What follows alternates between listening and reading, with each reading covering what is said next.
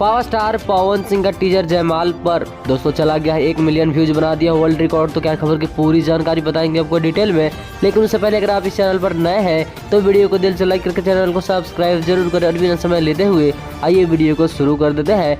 दोस्तों आपको पता है पावर स्टार पवन सिंह इन दिनों लगातार सॉन्ग लेकर आ रहे हैं और इसी बीच उनका एक नए गाने का टीजर छोड़ा गया, जिस गाने का टाइटल है जयमाल पर, जो कि दोस्तों शुभ लाभ फिल्म के द्वारा छोड़ा गया है।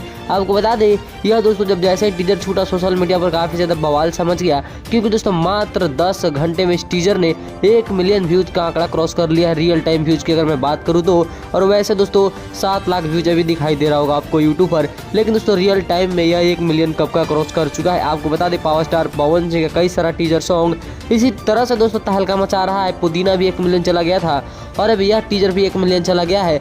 और अब दोस्तों इंतजार है बस गाने का, फैंस इंतजार कर रहे हैं कि आखिर कब यह गाना आएगा, क्योंकि दोस्तों यह गाना बहुत ही बड़े लेवल पर शूट किया गया है।